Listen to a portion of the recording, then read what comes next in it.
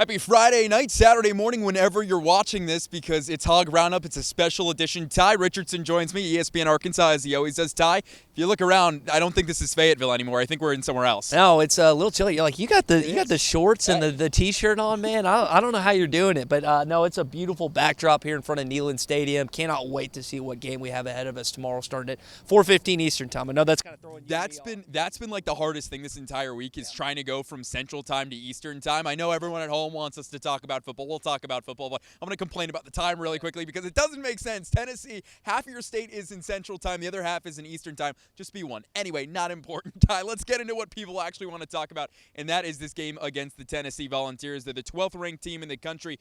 First of all, your overall thoughts on this matchup between the Hogs and the Vols? Well, it's going to be a lot of score, and there's a reason this, I believe, was the highest over-under total this weekend in the SEC. I mean, two teams that can absolutely score at will, more Tennessee than Arkansas, evidenced by the last three halves. But I really do think this Neyland Green-led offense is going to be a lot more productive, more consistent. They're still scoring in the red zone. They've just had crucial mistakes at times at the end of games. And in order to beat this team behind us, you got to score the entire four quarters. And there's a lot more than just this game coming up. We haven't really had Hog Roundup in the last 2 weeks. So to fill you in on what's happened really quickly, Sam Pittman out, Bobby Petrino, the interim, Travis Williams, Marcus Woodson, Deke Adams, all they're out. Jay Hayes becomes the new D-line coach. Am I missing something? Chris Wilson, the new DC, Colby Smith, the OC, but Bobby will call plays. Do I have all of that right, Ty? If Che Hendricks is the other, the D-line yeah. coach. Well, I was thinking Che Hendricks was the other movement, but I think there's a lot that's happened, and you haven't had a game, which is wild. Like, you think about when that move was made,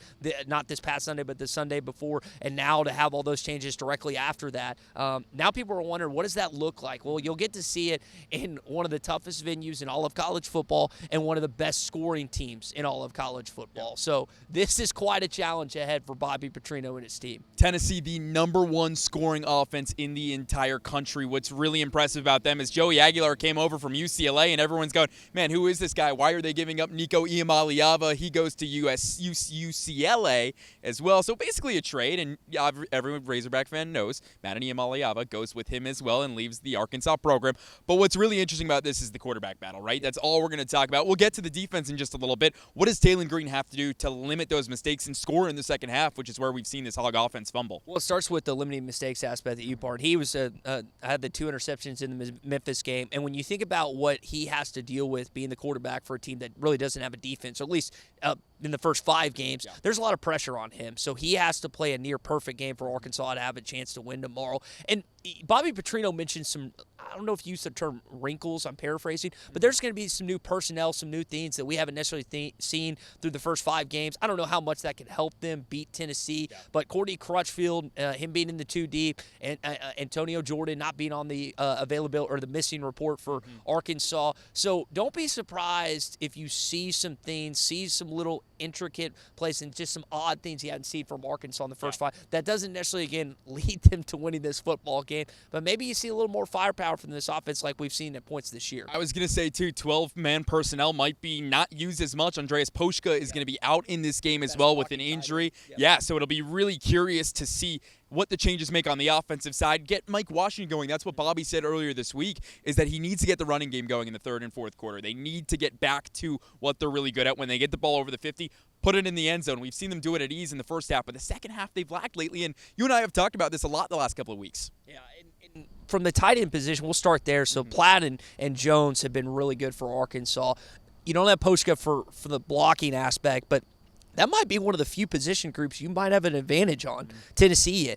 So you got to get those guys involved early and just hope, like as you said, the running game with Mike Washington, who said earlier this week there might be some holes in that Tennessee defense. I know some Tennessee defensive players and fans have taken that as a slight, but maybe they see something. Maybe they can find ways. This is not the Tennessee defense that they had last year. So you're going to be able, I think, to score on this team, but you have to be near perfect in order to keep up with one of the best offenses in college football. Absolutely. The 2 Tennessee SEC games already, both of them have gone to overtime. They lost to Georgia right here at Neyland Stadium, and they went on the road and beat Mississippi State in Starkville in another overtime game like we already mentioned. So it's a tough team, and especially for this Arkansas defense. Let's get into it. All of these changes that have happened on the defensive side of the ball, what needs to change with them? Is it mentality? We know they've got to tackle better. We know they've got to cover better. We know they've got to get more pressure. But how do you do that this late in the season? Well, I think effort is the term that most fans have used when it comes to defense, especially in the Notre Dame game when you had Jadarian Price and Jeremiah Love just running roughshod over that defense. I mean, that was one of the more embarrassing displays that you've seen in really recent memory, unfortunately. So you got to see that. But then in the other place, if you watch the Ole Miss game, if you watch the Memphis game, they were in the backfield or they had a quarterback dead to right or a running back dead to right, and they just didn't make the tackle. Xavier Sori was such a sure tackler last year. I don't know what happened. At first, I thought it was an injury, but Sam Pittman has kind of said that's not the case. I know not everyone's healthy 5 games through the season, but it starts with your best player.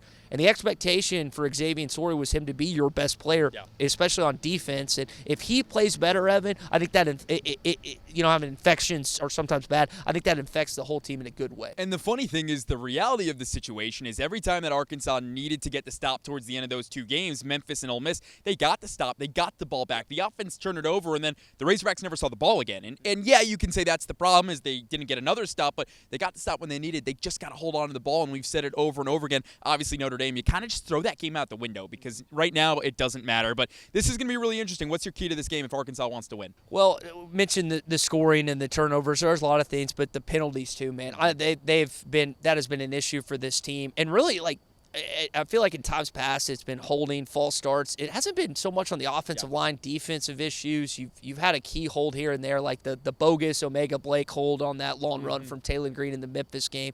But if you're going to be at a talent deficit, what they are, then you have to have the most minimal mistakes possible with the turnovers and whatnot. If they play mistake-free football, penalties and turnovers, you at least give yourself a chance to compete against one of the better teams in college football. And that's all you can ask for here is to have a chance to compete, have a chance at the end of the game to avenge those mistakes you were making in September now that the month has turned over to October and maybe finally get that neat win that you want so bad. I would say one other element, wide receivers got to get open. And I felt like at times last year that was an issue. If you watch that Notre Dame game, it was pretty prominent. And they're going to play some guys tomorrow and also the rest of the season that are NFL caliber corners. So the wide receivers have to help Taylor Green. They've got to help that offensive line and give him opportunities. And the tight ends, obviously that factors into the passing game as well. But those wide receivers specifically got to get separation tomorrow afternoon. Look, crazy things can happen. There's a fun saying in sports, any given Saturday. And hey, any given Saturday, Arkansas might win. But Tennessee, you got to think they have revenge on their mind from this game last year where they came into Fayetteville, should have won,